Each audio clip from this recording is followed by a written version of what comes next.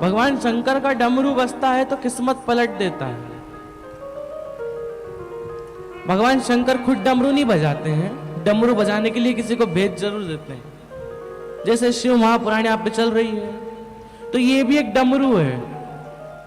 इस डमरू की धुन जो सुन लेता है ना, उसकी किस्मत 3 महीने के अंदर पलट जाती है।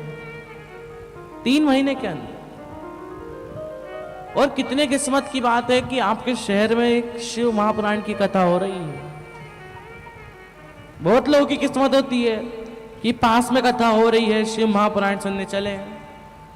बहुत लोग, किसी का 1 महीने पहले से प्लान होगा कि शिव पुराण सुनने जाएंगे, शिव महापुराण सुनने जाएंगे, शिव महापुराण सुनने जाएंगे। आखिरी में कुछ हुआ और शिव महापुराण सुनने नहीं जा पाए। आखिरी में कुछ हुआ और शिव महापुराण सुनने नहीं जा पाए। और कुछ लोग ऐसे होंगे कि उनका तो पहले प्लान भी नहीं था है। उसी दिन आपकी कोई अड़ोसन पड़ोसन कोई आई, कहा जी जी चल शिव पुराण सुनने चलते हैं। अब तुम मना भी कर रही, अभी मुझे काम है, अभी मैं थोड़ी ना जा पाऊंगी। अब वो अड़ोसन पड़ोसन पकड़ कर ले आई है। बहुत लोग होंगे जिनका प्लान नहीं होगा तब भी आ गए। तो किस्मत की बात है। और भगवान शंकर ऐसे ही नहीं बुलाते शिव महापुराण में। भगवान शंकर जिसको दिल से चाहते हैं ना, उसी को बुलाते हैं।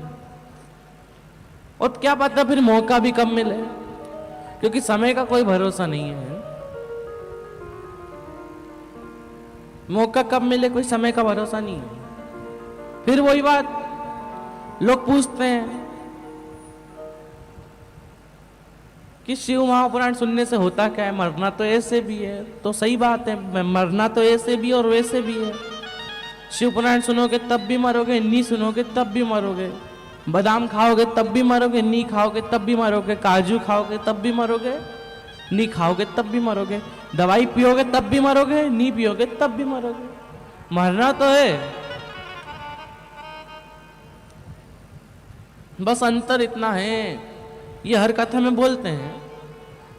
अंतर इतना है कि जब बिल्ली अपने बच्चे को पकड़ती है तो उसे एक खरोच नहीं आती, और जब वही बिल्ली उसी मुख से जब चूहे को पकड़ती है तो वो चूहा पूरा खून में लथपथ हो जाता है। यही अंतर है। जब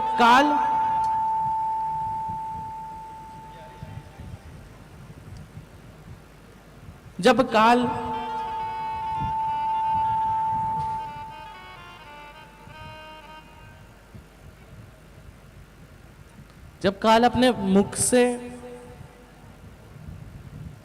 जिसने शिव महापुराण सुनी होती है, जिसने शिव महापुराण का रसस्वादन ग्रहण करा होता है, तो उसे खुद भगवान शंकर लेने आते हैं। और जिसने नहीं सुनी तो काले पहाड़ पे बैठकर यमराज जी आता है और बांध कर ले जाता है, घसीटता है। यही अंतर है कि शिव महापुराण सुनोगे तब भी मरोगे, नहीं सुनोगे तब भी मरोगे। अब तुमको डिसीजन लेना है कि तुम्हें व्हाइट स्कॉर्पियो से जाना है कि ब्लैक स्कॉर्पियो से। है? भगवान शंकर के पास कौन सी है? व्हाइट है? व्हाइट नंदी है कि नहीं, सफेद कलर का। और यमराज के पास कौन सा है? काला। अब तुम्हारा मन, तुम्हें जिससे जाना हो।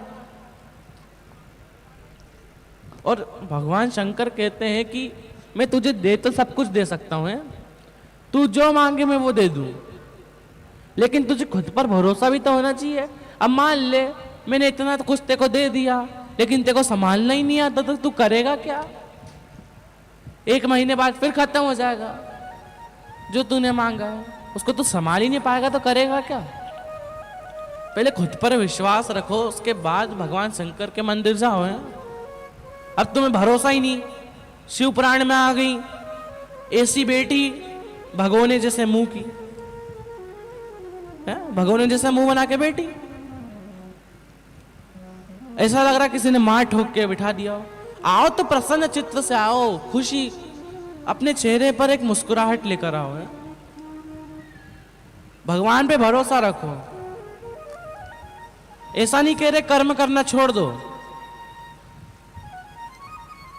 कर्म भी करो और भगवान पे भरोसा भी रखो। बेलपत्री भी चढ़ाओ और एग्जाम भी दो। ऐसा नहीं कह रहे कि कर्म करना छोड़ दो, भगवान पे भरोसा भी रखो, कर्म भी करो और 4 गुना ज्यादा मेहनत करो है? क्योंकि जब तक खुद पे भरोसा नहीं होगा, जब तक खुद पर विश्वास नहीं होगा, तो भगवान शंकर कैसे मिलेगा? पहले तुम उस लायक बनो।